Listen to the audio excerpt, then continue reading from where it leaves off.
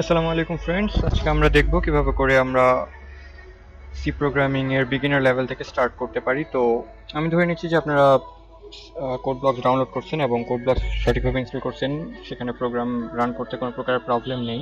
তো আমি সেখান থেকে শুরু করতেছি। তো আজকে আমাদের শেখার টপিক হচ্ছে ডেটা টাইপস অ্যান্ড ভেরিয়েবলস। তো অ্যাট ফার্স্ট আমরা ধরে নিই যে আমরা কোড ব্লকস এর আগে কোনো প্রোগ্রাম ক্রিয়েট করিনি, বা আমরা জানি না যে কোড ব্লকসে কীভাবে করে প্রোগ্রাম করতে হয় বা কোনো প্রোগ্রাম রান করতে হয়। তো সেই হিসেবে আজকে আমরা শুরু করব। অ্যাট ফার্স্ট আমরা দেখি যে প্রোগ্রামের জন্য যে হেডার ফাইল রয়েছে, অর্থাৎ হ্যাশট্যাগ ইনক্লুড stdio.h, এই যে লাইনটা, এই লাইনটার অর্থ কি? এই লাইনটা হচ্ছে অ্যাকচুয়ালি স্ট্যান্ডার্ড আইও, অর্থাৎ স্ট্যান্ডার্ড ইনপুট আউটপুট হিসেবে শো করে। এখন প্রথমে আমি এটা সেভ করে নিই, তাহলে আপনাদের বুঝতে সুবিধা হবে। তো এটাকে আমি united.c দিয়ে সেভ করলাম। দেন এখন দেখতে পারবেন যে এই যে এটা গ্রিন কালার হয়ে গেছে। এই গ্রিন কালারের লেখাটা হচ্ছে স্ট্যান্ডার্ড ইনপুট আউটপুট লাইব্রেরি। দেন তারপর আমরা যেটা করি সেটা হচ্ছে যে ইন্টিজার মেইন, এটা ডিক্লেয়ার করে যে এখান থেকে আমার প্রোগ্রামটা স্টার্ট হবে, অ্যান্ড এর ভিতরে এই যে কার্ভড ব্র্যাকেটটা আছে, এই কার্ভড ব্র্যাকেটের ভিতরে আমাদের যে প্রোগ্রামটুকু আছে সেটা হচ্ছে ইন্টিজার মেইনের প্রোগ্রাম। আমরা যখন প্রোগ্রামটা রান করব তখন এই কার্ভড ব্র্যাকেটের ভিতর যে অংশটুকু আছে এই অংশটুকু রান হবে। তো আজকে আমাদের টপিক যেহেতু ডেটা টাইপস, তো আমরা আজকে 4 ধরনের ডেটা টাইপস শিখবো। ফার্স্ট হচ্ছে আইএনটি, অর্থাৎ ইন্টিজার। দেন এটা হচ্ছে আমাদের ইন্টিজার। দেন আমরা শিখব float.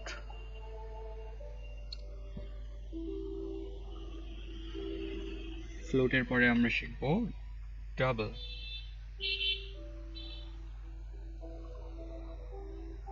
And then at last আমাদের রয়েছে ক্যার, বা যেটা অ্যাকচুয়ালি স্ট্যান্ড করে ক্যারেক্টারের জন্য।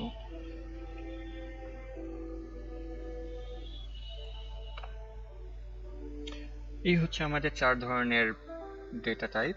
অ্যান্ড এখানে দেখতে পাচ্ছ যে আমি দুইটা ফরওয়ার্ড স্ল্যাশ দিয়ে যেই পার্টটুকু লিখছি এটাকে বলা হয় কমেন্ট করা। আমরা যখন কোড ব্লকসে নিজের বোঝার সুবিধার্থে বা অন্য কাউকে কিছু লিখতে যাবো, তখন দুইটা ফরওয়ার্ড স্ল্যাশ দিয়ে আমরা যে জিনিসটা লিখবো কম্পাইলার সেটাকে অ্যাভয়েড করে যাবো। অর্থাৎ যেটা আমরা জানি যে এই কার্ভড ব্র্যাকেটের ভিতর আমরা এই পার্টে যেইটুকু প্রোগ্রাম লিখবো, এই প্রোগ্রামটুকু আমাদের কম্পাইলার সেটাকে রিড করবে এবং সেই অনুযায়ী প্রোগ্রামটাকে রান করবে। কিন্তু আমরা যেই দুইটা ফরওয়ার্ড স্ল্যাশ দেওয়ার পরে পার্টটুকু লিখবো, এই পার্টটুকুকে কম্পাইলার অ্যাভয়েড করে যাবে, অর্থাৎ সেটাকে সে পড়বে না, সেটা শুধুমাত্র আমাদের বোঝার জন্য।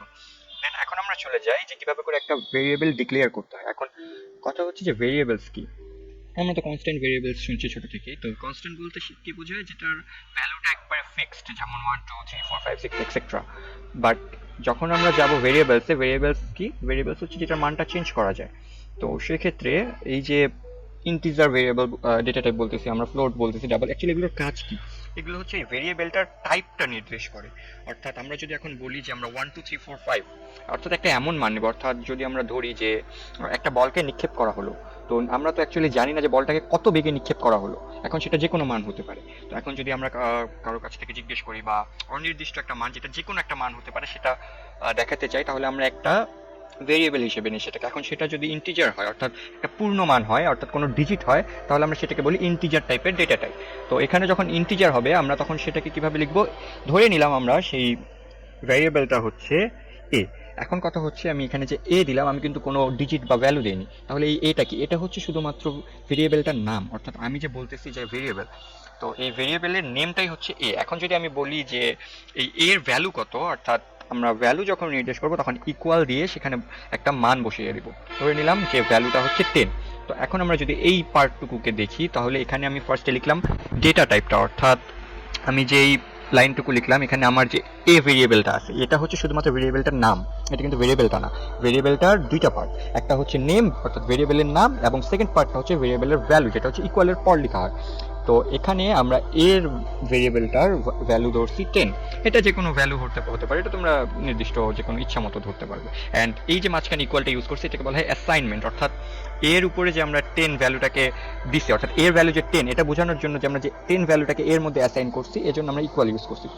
তাহলে ইন্টিজার যদি আইএনটি দিয়ে লেখা হয়, তাহলে আমরা যাই ফ্লোটে। এখন ফ্লোটটা কি? ফ্লোট হচ্ছে সেম জিনিস, জাস্ট ডিফারেন্সটা হচ্ছে ইন্টিজারে আমরা শুধুমাত্র পূর্ণমান বা হচ্ছে একটা দশমিকের পূর্বের মানটুকু ধরবো। এখন এখানে যদি আমরা 10 পয়েন্ট ডট দিয়ে এনিথিং বসাই, তাহলে সেই ডটের পরের পার্টটাকে ইন্টিজার ইগনোর করে, অর্থাৎ সেটাকে অ্যাভয়েড করে যায়, সে শুধুমাত্র পূর্ণমানটা দেখায়। কিন্তু যখন আমরা ফ্লোট দিয়ে কাজটা করবো, এখন ধরে নিই আমাদের ফ্লোট হচ্ছে বি, অর্থাৎ ভ্যারিয়েবলটা হচ্ছে বি, যেটা হচ্ছে ফ্লোট টাইপের, অ্যান্ড সেটাকে আমরা যদি বসাই 10.25, তাহলে এখানে দেখতে পাচ্ছ যে আমরা ফ্লোটের পরে বি লিখছি, যেটা হচ্ছে ভেরিয়েবলের ডেটা টাইপ, ভেরিয়েবলের নামটা, এবং সেখানে আমরা ওই ভ্যালুটাকে অ্যাসাইন করছি কি 10.25, অর্থাৎ এখানে আমরা দশমিক মানটাও ইউজ করতে পারছি।